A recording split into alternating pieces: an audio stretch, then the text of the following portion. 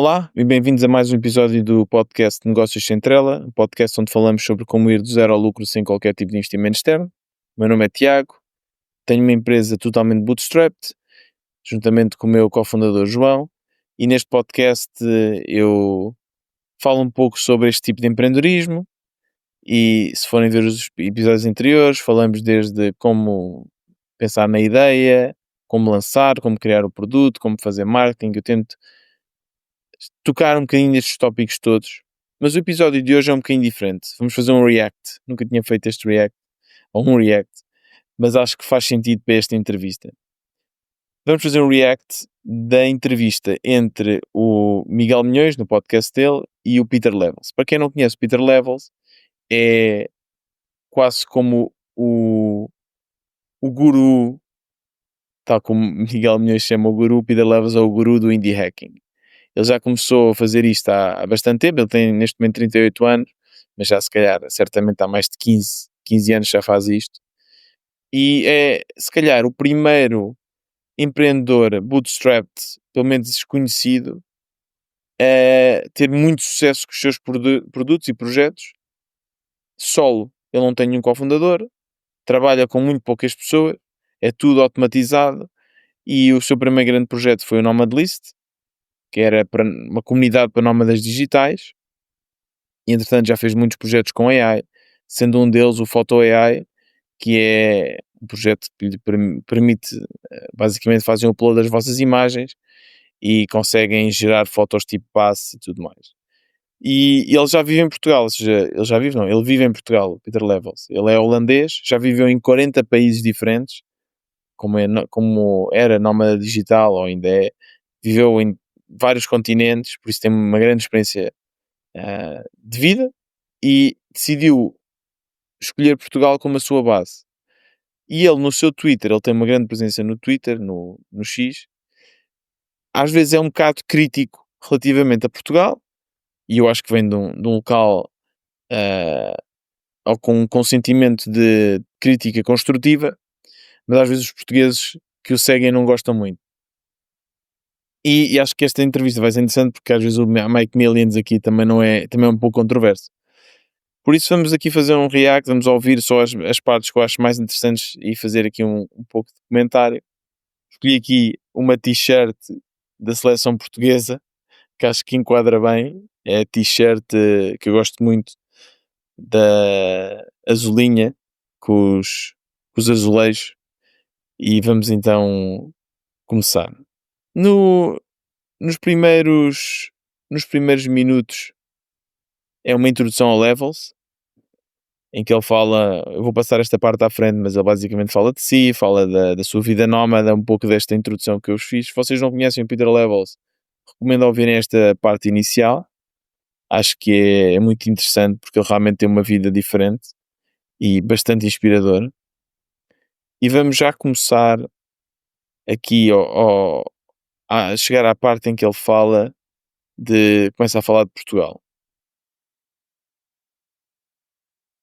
Short term, they rent short term Airbnbs or hotels. The cost of living for a nomad is like 3 to 5 times more than a local. Okay. Because when you're local, you can rent for 1 year. You get a cheaper price. You get like, $1K a month. If you're a nomad, you pay $5K for an Airbnb, right? Há bué de gente tipo, que reclama dos nómadas digitais por causa dessa pressão. I have so many experience with this because the Portuguese know me as the nomadless guy on Twitter. Yeah. Man, I've been mobbed by the Portuguese left. Like, and the funniest thing is they always use these Portuguese insults. And then I show my girlfriend Anna, she's Brazilian, and she's like laughing about the Portuguese insults because they're crazy. Something about the horses, like Carvalho and whatever. Pois, ele aqui é o que eu estava a dizer. Ele é um pouco controverso. Eu acho que também faz parte da sua persona online. E é assim que o Levels consegue também ganhar muita atração e muitos seguidores. É dizer ao falar, tocar em tópicos às vezes um bocadinho tabus, um bocadinho controversos. Eu lembro uma vez, ele fez um tweet sobre Portugal ser uma colónia de Espanha, uma coisa deste género, e toda a gente a ferver. Por isso ele às vezes faz estes comentários e há muitos portugueses que não gostam. But it's always crazy. Very aggressive, but I understand also, man, it's such a deep talk, but let's start with like cost of living. So back when the digital nomads came, they became kind of like a scapegoat, I think, like a target for Portuguese complaining about cost of living, which is fair because you see richer foreigners come to your country. They are renting places. Well, but the landlords are Portuguese, let's be fair. Exactly. The people who sell the houses are Portuguese. So, but I think Portuguese Sim, have... mas estão a trazer dinheiro, tipo... Exactly. So we bring a lot of money, but then people complain about the price go up. But also, if Portuguese create businesses where the foreigners can spend the money will go there and will create jobs. It will create tax income for the government. It will create general spending, and that's literally what happened. I calculated 25 cents of every euro spent in Portugal comes from foreigners, tourists, and the foreigners living here. That's a lot of money. It's way more than other countries. So Portuguese can and they should complain about foreigners, but we bring in a lot of money here. And then second... Eu aqui tendo a concordar. Eu acho que a partir de se calhar 2018, também muito por causa do governo que fez, o governo de António Costa, nessa altura que fez o regime que dava benefícios fiscais para quem viesse de fora, o residente não habitual, trouxe muitos nómadas digitais e muitos também americanos para Portugal. E eu lembro que nessa altura muitas pessoas estavam contra, haviam manifestações a dizer que os nómadas digitais estavam a aumentar os preços das casas. Eu lembro que até na Web Summit houve uma manifestação e eu nunca gostei muito desse tipo de revolta. Porque para mim, principalmente vivendo fora e agora tendo voltado a Portugal, é muito entusiasmante ter este tipo de pessoas a vir para o nosso país. Porque são pessoas com muita experiência de vida, pessoas que viveram em várias zonas do globo, pessoas com estudos, empreendedoras, e eu acho que o país só tem a ganhar a receber estas pessoas aqui em Portugal. Acho que nos vai ajudar, porque eles também trazem um mindset.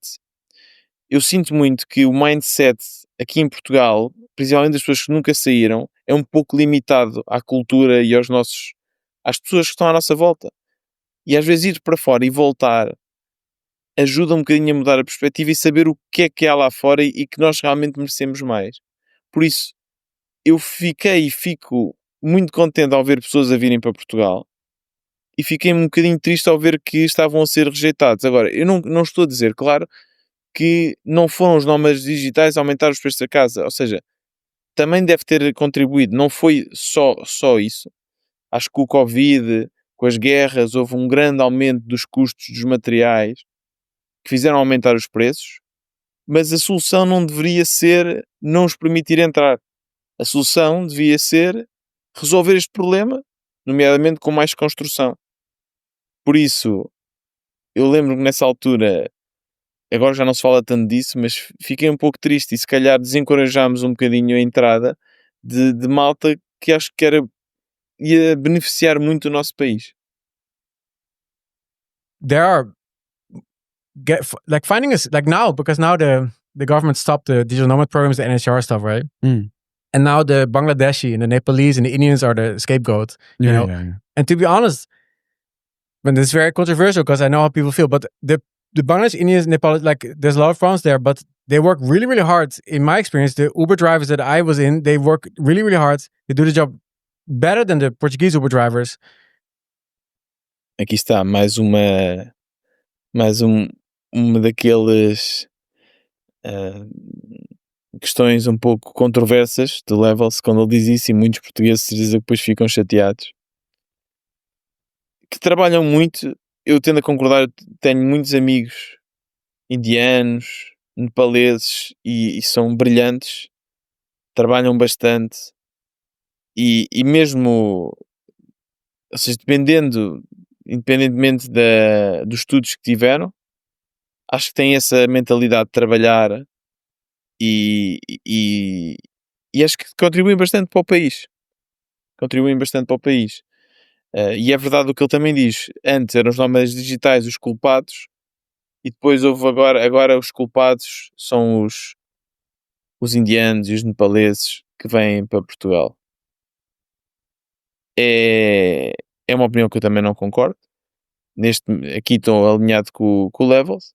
E eu próprio, que também já andei muito Bolt e Uber, não vou dizer que os indianos ou os nepaleses que sejam melhores que os portugueses, mas também não vou dizer que sejam piores. Ou seja, eu já apanhei tudo. Já apanhei portugueses maus, portugueses muito bons, brasileiros bons, brasileiros maus, nepaleses bons, nepaleses maus. Ou seja, no geral, acho que para mim seria errado dizer que os nepaleses ou os indianos são piores condutores aqui em Portugal do que os portugueses. Pelo menos não é essa a minha experiência. Mas teríamos de ver dados mais concretos sobre isso. And I understand because there's also a cost of living difference. They come from whatever. They don't have a choice. They need to work hard. Yeah, they feel rich. Yeah, exactly. But they do work very hard. That's so, true. but what Portuguese do, they always try to create a scapegoat of like first was the nomads, and then it ended. It became the South Asian population. There's always a scapegoat. Mm-hmm. The real target you should look at is why are the housing prices so high here? Why is nobody building houses? This is the country in Europe with one of the lowest amount of new houses built. Yeah, Because regulation on new houses is impossible here. I agree. All around me, I have foreigners and locals, Portuguese. Eu aqui, é o que eu estava a dizer, concordo a 100%. Acho que eu descobri recentemente que Portugal tem o pior rácio, ou Lisboa pelo menos, de ordenado versus o custo da habitação. O pior da Europa. Eu acho que isto é impensável. Para mim, isto é um dos problemas fulcrais neste momento que tem de ser resolvido.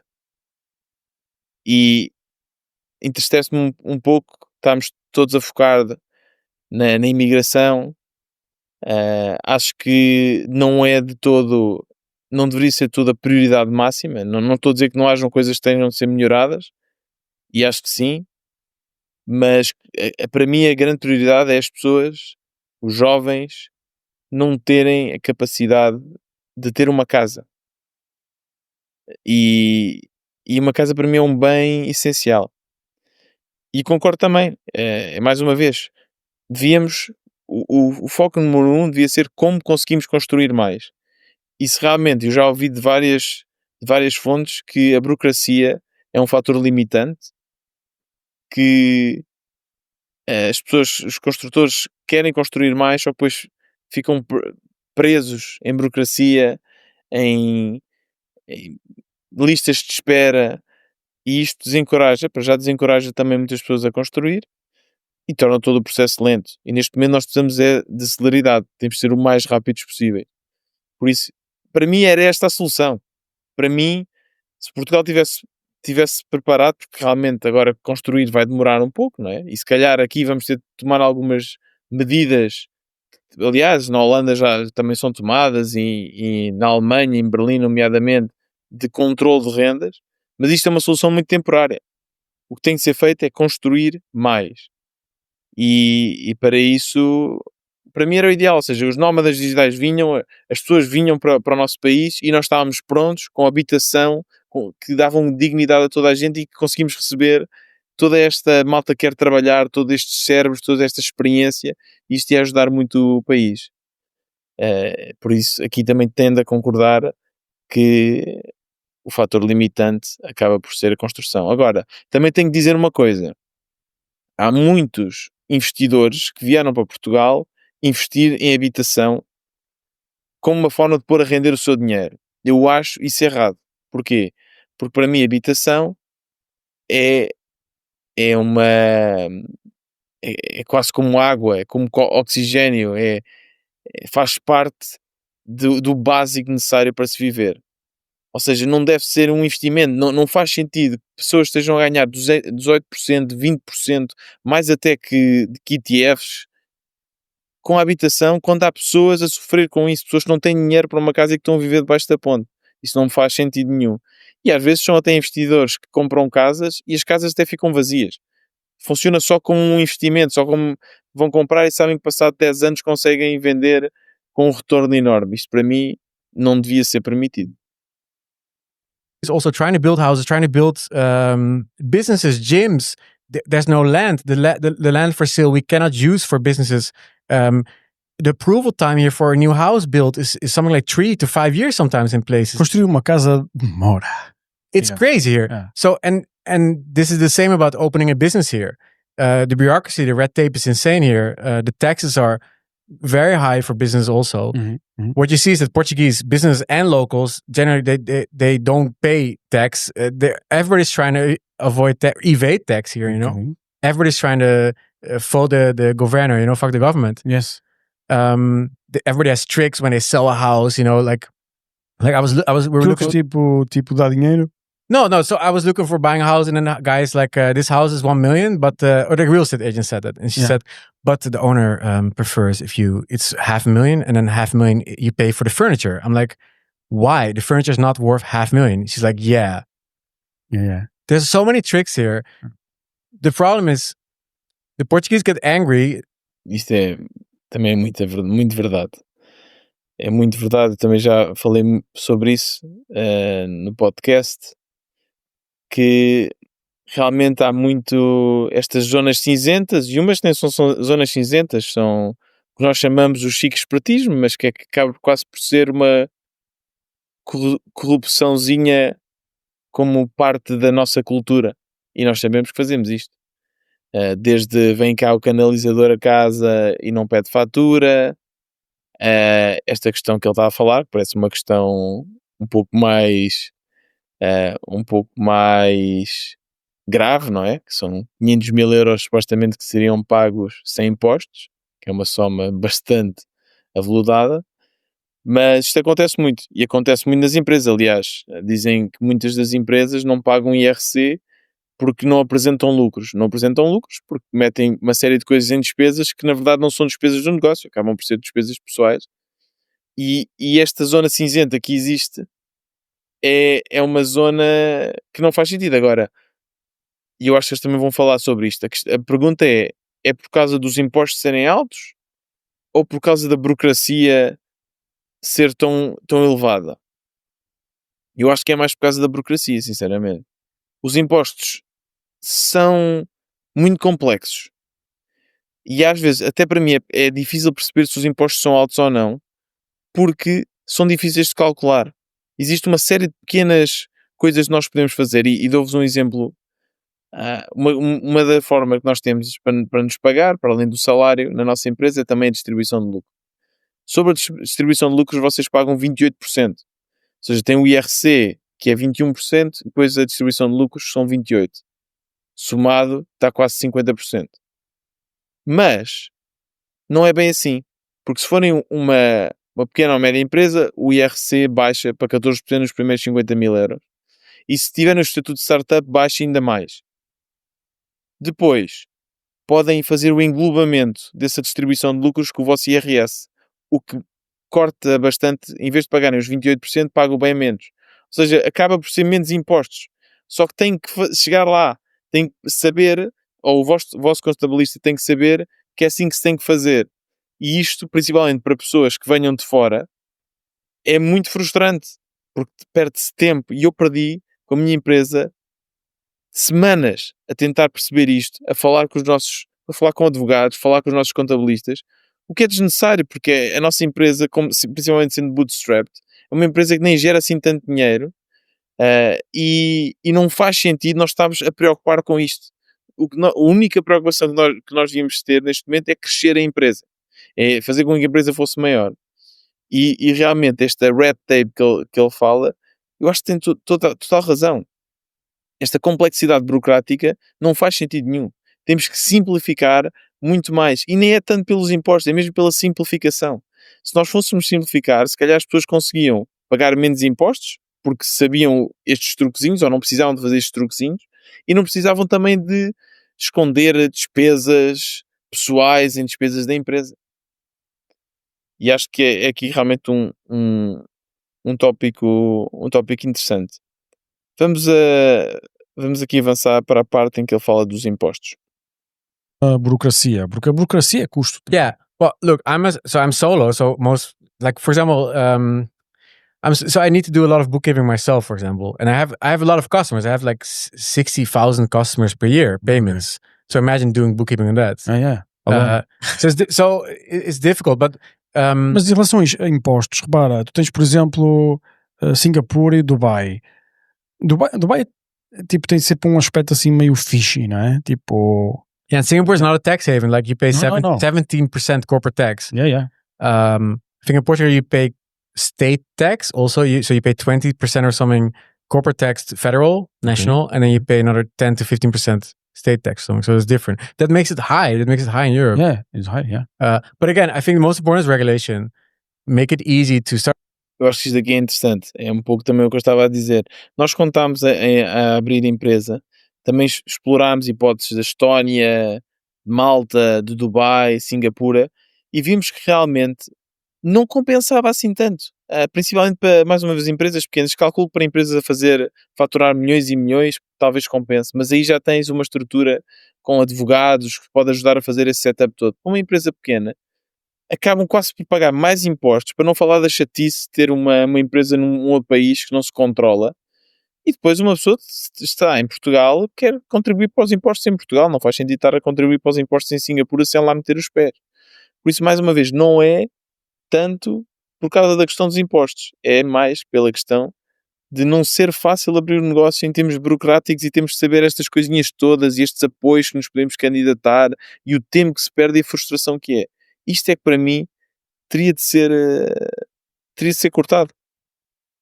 Start a business here, to run a business here.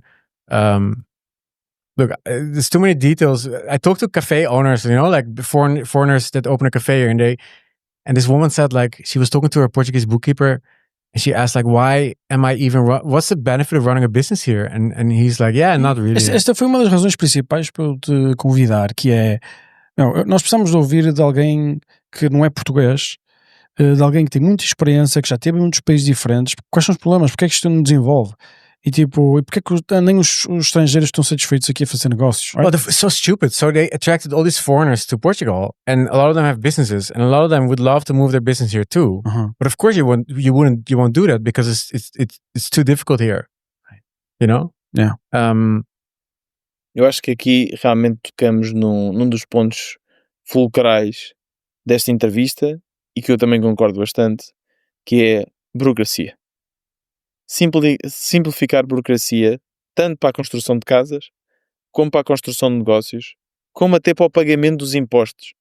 Se fosse mais simples, temos de fazer isto simples para que todos, não só os portugueses, entendam. Ou seja, para que um Peter Levels que venha e que traga a sua empresa que fatura já milhões, perceba facilmente como é que consegue criar uma empresa, como é que os impostos têm que pagar, justos, também não roubar e tirar imensos impostos, mas impostos justos, que contribuam para o país, mas que ele consiga perceber o que é despesa, o que não é despesa, como é que fazer o setup, idealmente fazer tudo online, sem precisar de depender de contabilistas portugueses ou advogados portugueses, ou se precisar, pelo menos que fosse um processo simples. Eu acho que isto ia ajudar mesmo muito Portugal. E acho que nesta parte da entrevista eles falam disto, falam também dos impostos, da conveniência. E vamos aqui agora avançar um bocadinho para a parte do mercado não ser muito produtivo. Muda-te para os Estados Unidos, é 10 vezes mais provável tu ter sucesso do que num país assim. Mas não é tipo 20%, é tipo 10 vezes mais. Mas isto tu sentes como estrangeiro. Se tu fores uma pessoa super poderosa, tu aqui consegues resolver tudo. Because connections. Conexões. E nem, não estou a falar de fazer coisas fishy, coisas ilegais.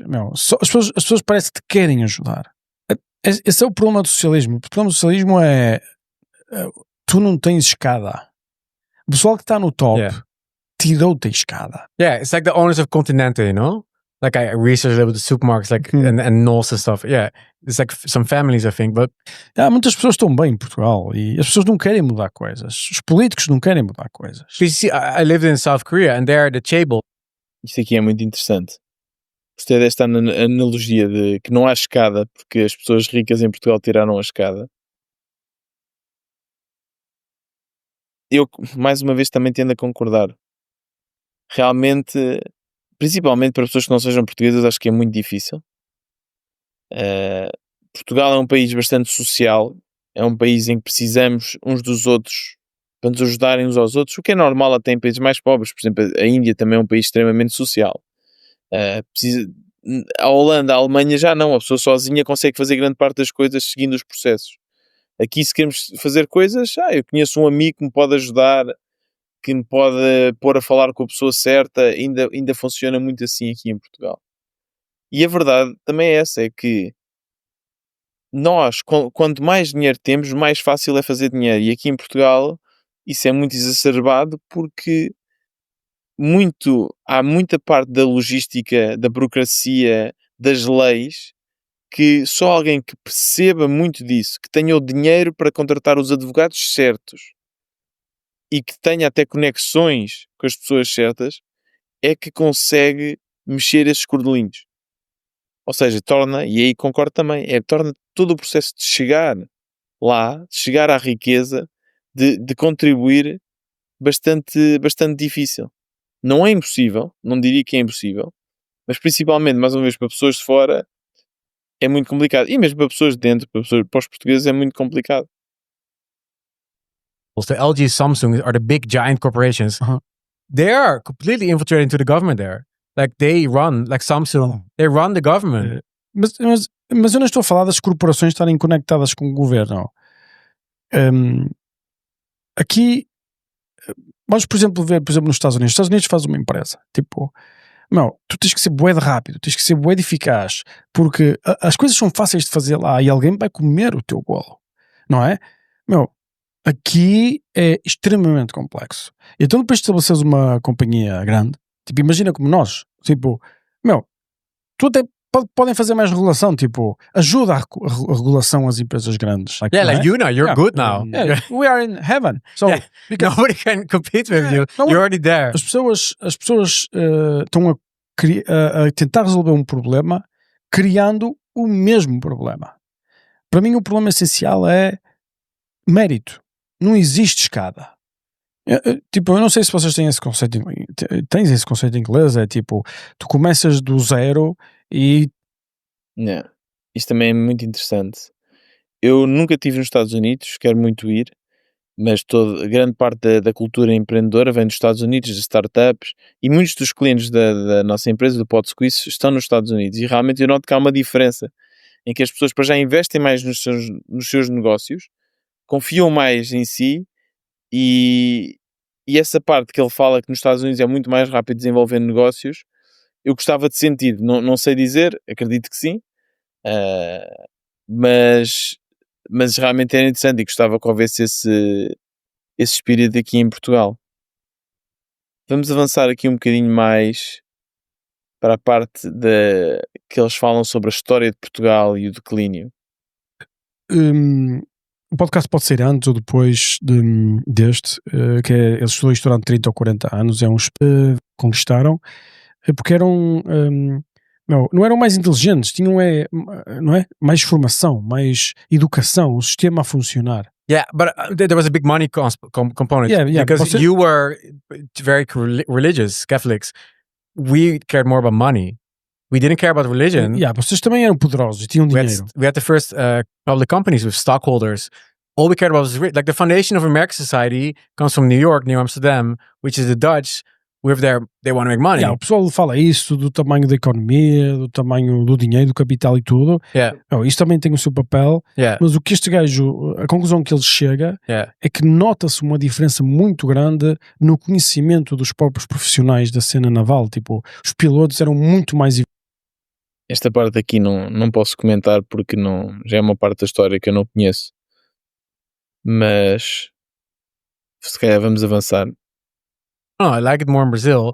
He's like, I'll stay here and I'll declare independence, and he's still the king. It's an amazing story, man. It's so funny. Isso aconteceu muitas vezes já. Tipo, imagina, há 10 anos agora, há 10 anos atrás, há 30 anos atrás, há 60 anos atrás. Man, I think because I go to Brazil a lot with my girlfriend and I studied this whole thing. I think it's so interesting. 1822, Declaration of Independence in Brazil. Since then, that overnight, Portugal lost like a considerable part of its GDP. I think something like 80%. So imagine you make like $10,000 a month, $10,000 a month, and suddenly you make, $2,000, right? Yeah. You lose 80% of your money. Immediately poverty, because Portugal did not have industrialization because it was dependent on Brazilian raw resources like sugar cane and stuff, whatever. So Portugal never industrialized then, and then you have this 200 years almost of monarchs, dictators. One dictator, Salazar, which I think a lot of the culture here is defined by Salazar still. Yeah, The echoes of Salazar, and that's true.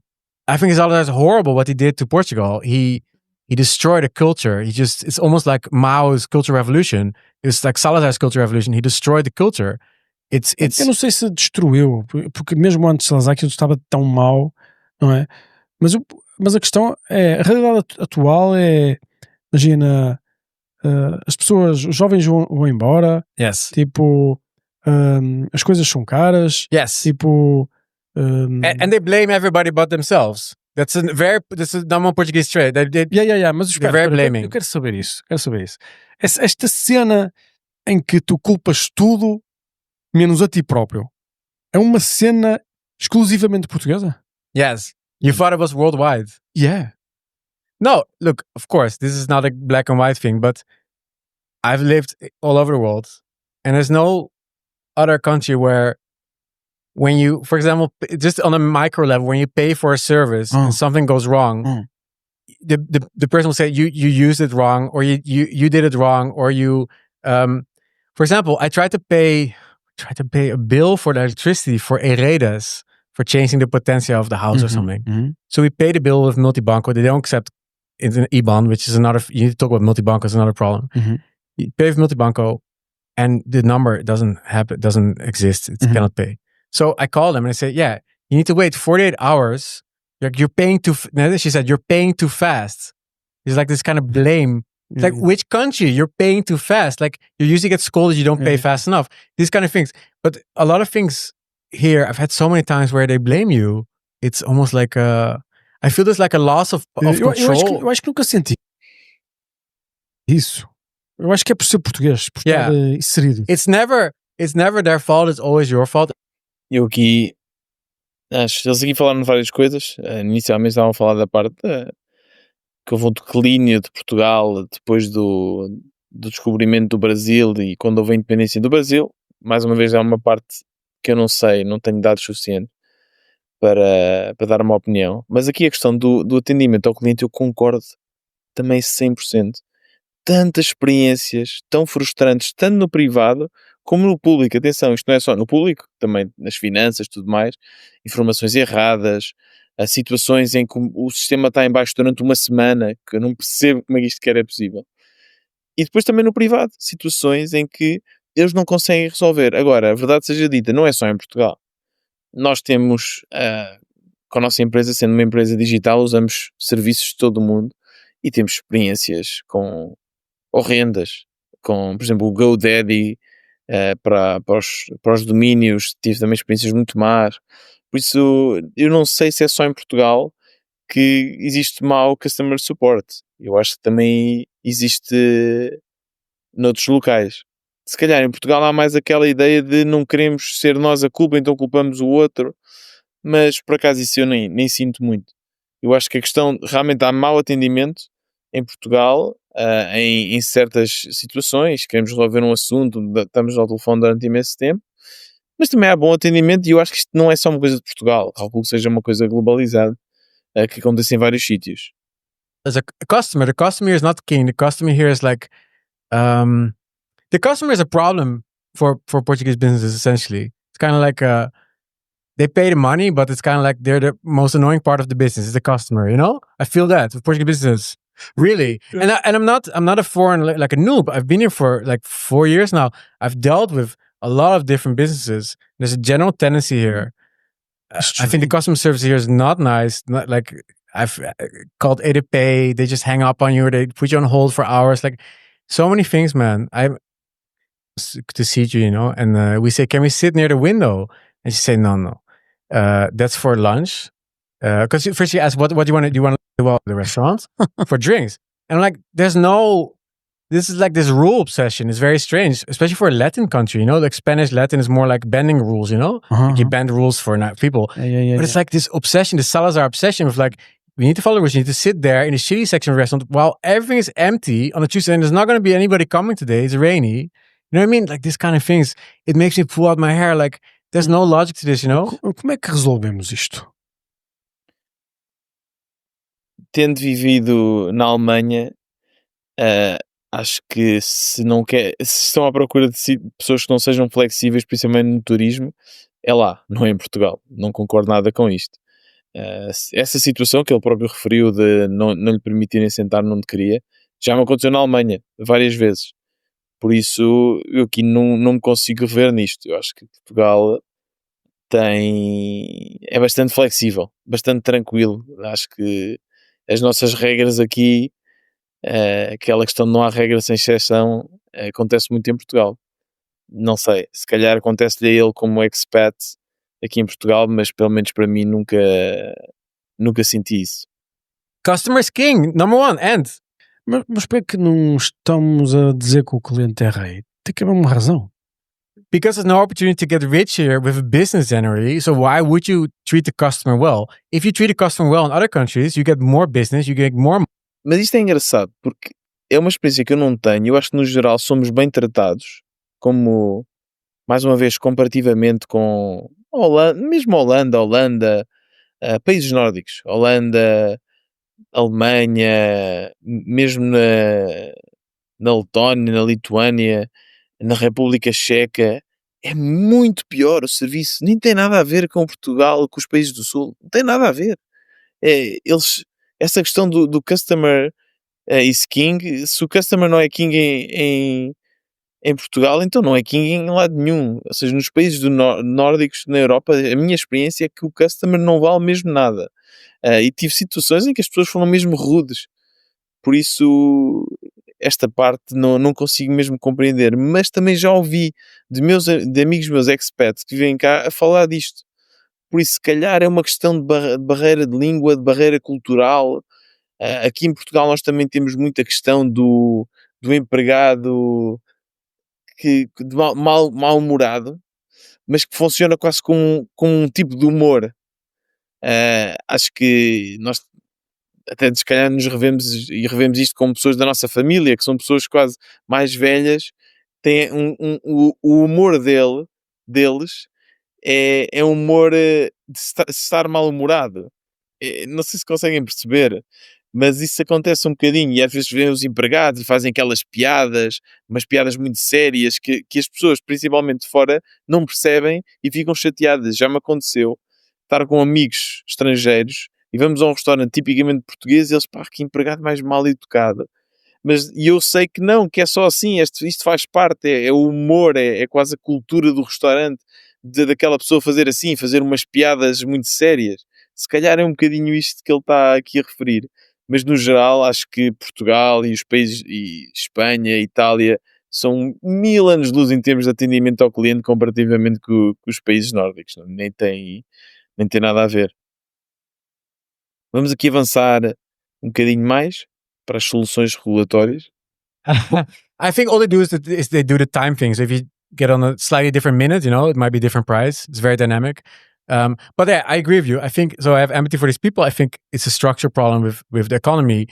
But mas tenta resolver. Yeah. So I love to fix. So to fix this, you need to make it easy for Portuguese to start businesses, run businesses. So make, for example, tax discounts on make a startup discount for new businesses. First 3 or 5 years, you pay, for example, an exponential curve of tax. So gradually, so that you can test out ideas. Like we did, and most failed, and then you can keep trying, and then you have menos complexo. Se tiveres até uma determinada faturação, não precisas fazer contabilidade nenhuma. This is very important. So, minimum offsets for specific regulation. For example, I recommended this to the European Commission about GDPR, for example. GDPR, all this, or AI regulation, make it work from 10 million per year or something like that, so that big companies can do it. Sure. When you're on the startup phase. Fair. Yeah, it's fair. It's fine to pay tax, but or fine to follow the regulation. As empresas pequenas têm que fazer as mesmas coisas que nós temos que fazer aqui? What do you mean? Tipo essa cena do GPR. Everybody needs to do the same GDPR. Isso é ridículo. Of course. There's no difference. You cookie banner, AI Act, like it's very hard to do an AI company. Este gajo tem que ser tipo o gajo que controla esta cena. Yeah, you need some agent, right? No, everything's the same. Imagine like this safe space of the first. Sim, isto é uma questão que eu consigo compreender. Mais uma vez voltamos a falar da questão da burocracia, mas que realmente, por exemplo, a questão do GDPR a questão dos cookie banners. Epá, cookie banner para mim é uma das piores coisas que foi criada na União Europeia, porque é daquelas coisas que só chateiam e ninguém lê, e as pessoas só clicam a aceitar ou decline, mas nem leem, nem percebem o que é que aquilo faz, e é uma grande chatice. E é verdade, ou seja, é mais fácil para uma empresa grande, com recursos, com dinheiro, pagar alguém para implementar isso, do que uma empresa pequena, que é só uma pessoa que está a começar. É verdade. Por isso, mais uma vez, mas isto aqui, o que eu noto é que eles realmente são pessoas com sucesso de empreendedorismo, empresários com sucesso, e eles percebem muito a parte económica, e que aqui falam do que cada vez é mais óbvio, que a burocracia tem que ser reduzida. E acho que já falámos bastante sobre isso. Eu agora queria passar aqui à parte em que eles falam mais de questões sociais. So much opportunity here. There's so many tech people coming here. So many Americans, rest of Europe, people from Asia, they come here. É, até portugueses tens aqui. Portugueses bons. What do you mean? Like tech people? Yeah. Yeah, you have tech companies here. So there's a lot of opportunity for tech. You have the Web Summit here. And then all I hear is about all this is from the media is that they're like against this tech people coming here, for example. This Eles só querem aumentar o ordenado mínimo. which is fine, yeah. But you can increase the minimum wage if you make more money. Não vai resolver nada. No, but if you make this a tech center of Europe, which you can, like you have, this is literally San Francisco. Look at Lisbon. You have the Golden Gate Bridge. You have the trams. You have the hills. It's literally looks the same. You have the tech people here. They're coming here. They want to. It's a nice climate. It's much better than Holland. It's much better than UK. Yeah, Food is good. Bacalhau, you know. So embrace this, please, because a lot of money can come in here. And it can also inspire all the young Portuguese to start businesses. It's very important. Eu não quero ser pessimista, mas... But you're Portuguese. I'm a foreigner, you know. You've been here longer than me, so... Eu sou pessimista porque sou português. Exactly. This is your problem. But look, I was a pessimist about Europe until like 2 years ago. And I thought this will never change anything. And we started with EUOC. We started trying to change things. And actually, European Union listened. Okay. And they called us. Mas o problema eu acho que é o sistema. Eu acho isto também muito interessante. Isto é verdade. O Levels começou aqui com um projeto que é o Acelerar Europa, em que ele falou muito no seu Twitter, e depois o Draghi, que fez aquele famoso análise da Europa, agora passou um ano desde que ele lançou o seu documento. O Draghi falou com ele e com outros empresários, mas veio falar com ele. E eu fico surpreendido que é verdade que às vezes nós conseguimos entrar em contato mesmo com governos locais, com autarquias, com governos da Europa, e conseguimos dar a nossa opinião e de certa forma contribuir, mas se calhar é tudo muito lento. Mesmo assim, este Draghi Report que foi lançado o ano passado, aliás, passou-se um ano e pouco foi feito relativamente a isso. Eu não sei acerca de Holanda e da Alemanha. Similar problems, but like, yeah. Clima. No, me too. That's why I left, yeah. Nem gosto da comida. Yeah, it's not great food. Eu gosto da comida indonésia na Holanda. Yeah, man, I always buy sambal cone glued on top of it. Right. And it was called Little Bird, 35 euros. So I tweeted it. It went viral now on Twitter. It's like, if you can make money with this, like, what is your excuse? You can sell anything. Just start with something and start selling it. O problema é a depressão, certo? The depression, yeah, because you don't see that opportunity. But you can make your own thing and sell it on the internet, or make a digital thing, make an app, use AI to make an app, whatever. The first things, it won't work, but please start something because you can save Portugal. And then tell your friends, look, I made a thing and I'm now making money. And the Portuguese are like, wow, how is this possible? They also do the same thing, and everybody starts businesses, open cafes, and then pressure the government to fix this regulation, because otherwise all the Portuguese that are successful are going to leave Portugal. Como é que poderíamos pressionar o governo para mudar? I hope the people in the government listen to this podcast, you know, like they're sitting on the biggest opportunity, like that, like faz Portugal grande outra vez. Exactly. You know, like they're sitting on the opportunity to make it great again. And you're almost, if you don't do it, this is your job as a politician. You are made to serve the people. You're not doing that right now. Like, you should be ashamed that you're not doing it. But then you also have a great opportunity, and people will love you if you do this. And you should not look down, like, whole Europe looks down on America. Like, sure, America has its own problems. Espera, It's tenho que te absolutely perguntar uma crazy. coisa. Qual é a tua opinião sobre os portugueses que olham de forma pejorativa os americanos? Well, the whole Europe looks down on America. O que é que pensas sobre isso? I think I saw some statistics that Europeans and then probably Portuguese too. Eu aqui também noto. Eu noto que eu sou um admirador da parte, pelo menos económica, da América, da parte social, não, claro. Porque mesmo assim acho que nós aqui europeus temos a parte social bastante mais desenvolvida, mas a parte económica e de empreendedorismo na América é o American Dream, não é? Mas sinto que sempre que eu venho falar bem da América, que há pessoas que dizem, pá, Tiago, está calado, os americanos têm uma série de problemas, e que há quase como um descontentamento geral, ou quase um desdém que os europeus têm em relação aos americanos. É engraçado. They trust the media much more than America does. So, and I think the media here is much more aligned with a certain kind of propaganda, a certain kind of narrative that they produce that a lot of my Dutch friends also believe, you know? My Dutch friends think Elon Musk is a Nazi, you know? It's a European thing. And eu acho que aqui não é só, sinceramente, pelas coisas que o Elon Musk já fez nos últimos 2 anos. Há muitas coisas que ele fez que não diriam um nazi, mas que bastante controversas e bastante extremadas. Isso é verdade. Mas eu também concordo que ele diz, que eu acho que os mídia têm um grande controle sobre qualquer país. Aliás, isto também acontece muito na América. Mas aqui em Portugal os mídia têm muito controle. Muito controle, ainda têm esse controle. Acho que, aliás, hoje em dia cada vez fala mais que os comentadores falam mais que os políticos. E que os comentadores têm muito controle, e há muitos comentadores que depois, por exemplo, o nosso Presidente da República, o Marcelo Rebelo de Sousa, neste momento, era um comentador. Ele também foi político, claro, mas durante muito tempo foi comentador e professor. Agora temos o Marcos Mendes, também um comentador, está-se a candidatar para presidente. Nós temos muitos comentadores na política. Ou seja, realmente nota-se que há este controle, e há um controle da narrativa pelos mídia que, para mim, me assusta muito, porque acho que os mídia, para sobreviverem, têm que se adaptar aos algoritmos das redes sociais. Normalmente são algoritmos mais sensacionalistas.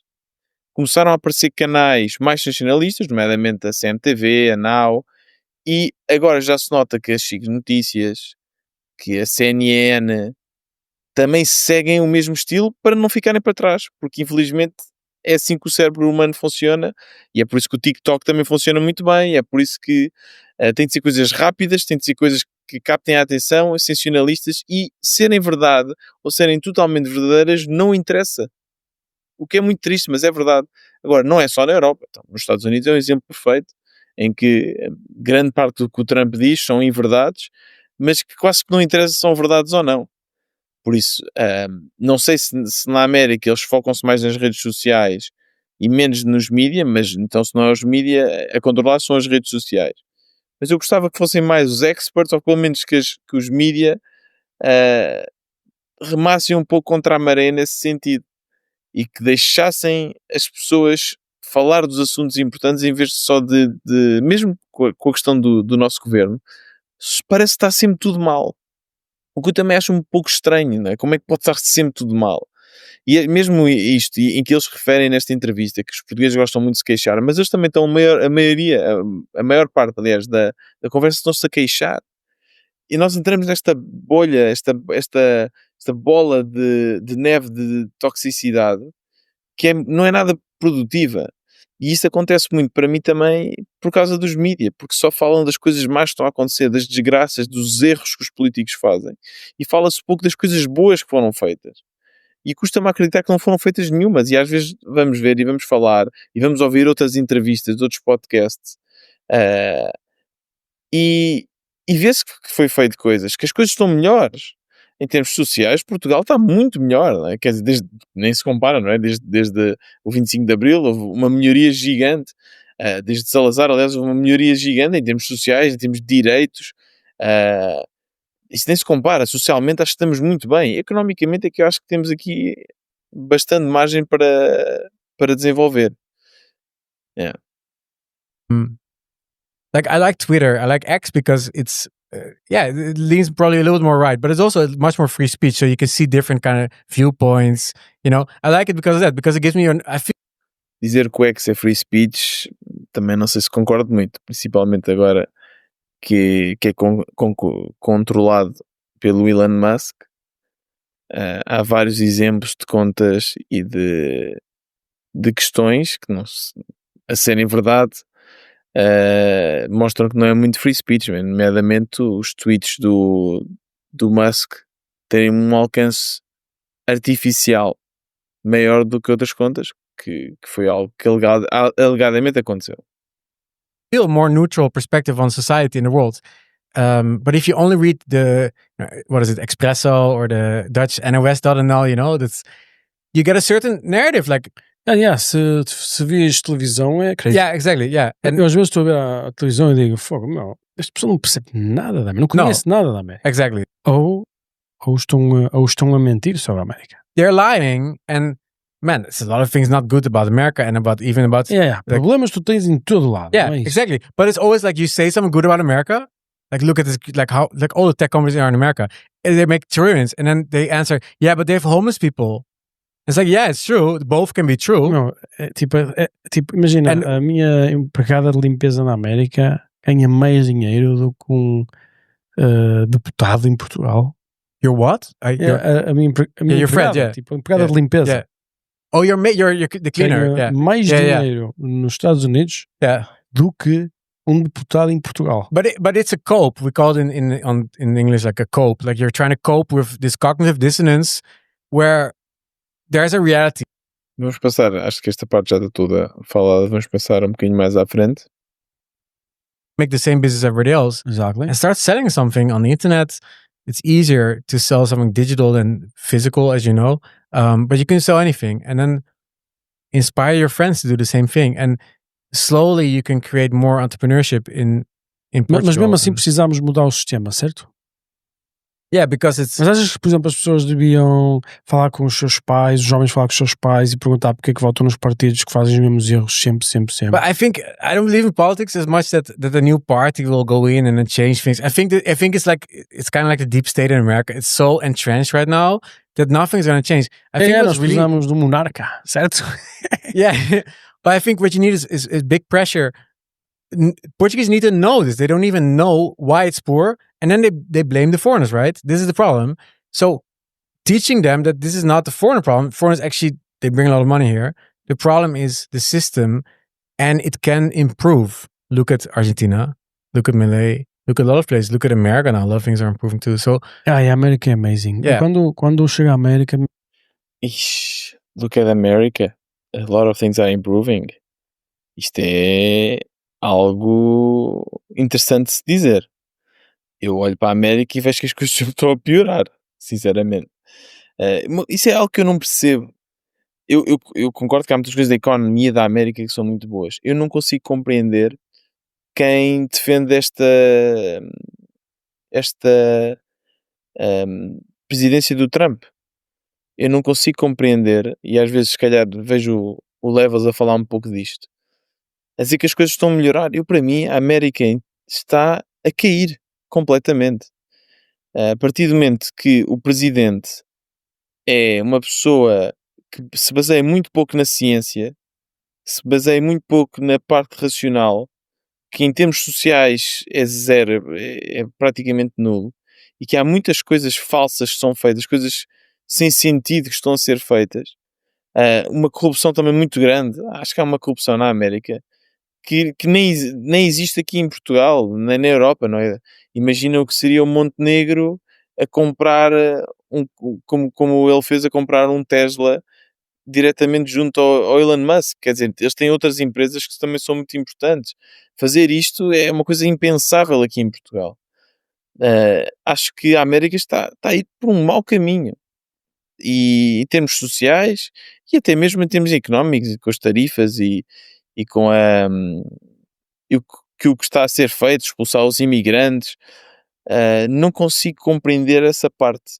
Isto é a parte aqui e é interessante porque nesta entrevista dá para ver que o Levels é muito mais razoável, muito mais contido, muito mais humilde em pessoa do que a persona que ele tem no Twitter. Parece-me que no Twitter, pelo menos, se calhar é porque nós estamos a ler em vez de o ver, e temos a nossa interpretação, mas é uma interpretação às vezes um pouco mais radical do que aqui. Parece que realmente é uma pessoa que pensa nas coisas e que medita e que fala e que pensa e que não tem ideias tão radicais, mas não consigo perceber como é que há uma defesa tão lata em relação à América, tendo em conta que há coisas a acontecer que são terríveis. E estamos a falar em liberdade de expressão, não é? Por exemplo, agora ainda com o exemplo do Jimmy Kimmel, mas há tantos exemplos em que o Trump silencia os seus opositores. Para mim isto é um big no-no e que me assusta muito, e como americano eu não gostaria nada de estar nessa situação.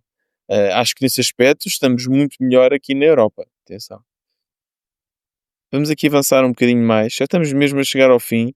Eu acho que esta parte é muito repetitiva, já não há assim muito a dizer. It's Faz Portugal Grande outra vez. Make Europe great There's a again. photo I can show you. Talvez deva usar, não? So I made this one. I don't know if you can see it on the camera. Wait, I'll make it less bright. Second. Faz. Yeah. Try to show it. Faz Portugal Grande outra vez. Man, I asked a lot of Portuguese to spell it proper, like fazer. Engraçado, levels. Os R's é a única coisa que ainda não estão bem no português.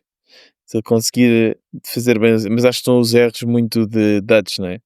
Que falas assim. Pronto, ele tem esta. Aqui a parte da entrevista já terminou.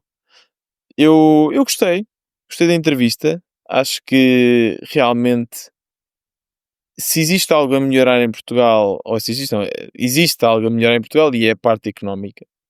E essa parte económica é uma parte muito complexa de se melhorar, é uma parte que está muito intrínseca à cultura, mas aqui foi falado numa solução que para mim é a solução que faz mais sentido, que é simplificar a burocracia, tornar mais simples todo o processo de criar empresas.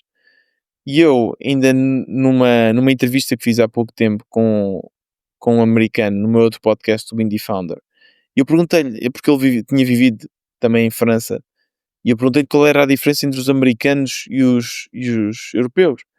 E ele disse que os americanos simplesmente tinham mais confiança em si, que era muito mais normal um americano começar um negócio e era aceite. Começar um negócio é algo tão normal como ir trabalhar para uma empresa. Aqui em Portugal e na Europa, mas em Portugal não é assim. Em Portugal, começar um negócio é um risco gigante e é melhor ter o trabalho seguro, apesar dos trabalhos seguros aqui em Portugal serem terríveis. Por isso, eu acho que o que falta é isso, é incentivar, e aqui concordo que também nos cabe a nós, empreendedores, mostrar aos nossos amigos que é possível fazer isto, incentivar as pessoas a fazê-lo, e também na parte do governo tem que haver uma redução da burocracia muito grande, tem que simplificar as coisas, porque também depois vai ajudar no controle, e tem que ser um governo mais ágil, ao ponto, principalmente com a inteligência artificial, com as coisas todas que estão a mudar no mundo, o governo tem que se conseguir adaptar. E para isso tem que ser um bocadinho menos conservador. E tem que ter a vontade de o fazer. Ou seja, temos que mudar, temos que abrir a nossa mente, e precisamos disso, precisamos muito disso. E concordo com eles, acho que há um potencial enorme. Portugal está na boca do mundo. Portugal é um país incrível. E grande parte das pessoas que vivem cá, nomeadamente o Levels, os expats que vieram para cá e que vieram com a cultura de fora, têm uma vida incrível em Portugal, porque não trabalham cá. Trazem os seus próprios trabalhos. Eu também tenho a sorte de ter o meu próprio trabalho, o Levels tem o seu próprio trabalho. E a preocupação que ele tem, na verdade, é porque ele quer mesmo melhorar o país. Porque, na verdade, para ele não precisa disso. Ele ganha milhões. Ele pode ter a vida que quiser em Portugal. Ele viaja pelo mundo. E ele pode fazer o que quiser. Tem uma casa na Ericeira, deve ter, se calhar, outras casas. Está completamente à vontade. Por isso, ele quer contribuir para um Portugal melhor. E é esta um bocadinho a conclusão que eu tenho desta entrevista. E acho que foi uma boa entrevista e concordei com muitas das coisas que foram ditas, principalmente a parte económica. Na parte social, se calhar aí já divergimos um bocadinho mais, mas na parte económica acho que foi muito interessante. E pronto, se gostaram deste conteúdo um bocadinho diferente, digam-me, enviem uma mensagem para o Twitter ou pelo LinkedIn, vou pôr tudo nas show notes deste episódio. E se gostam, façam um like neste vídeo, se estão a ouvir no Spotify, não se esqueçam de dar uma review, é muito importante, e partilhem este episódio e o podcast Negócios Sem Trela com os vossos amigos empreendedores. Há um episódio novo todas as quartas-feiras, por isso na próxima quarta estamos de volta. Até lá, continuem a empreender.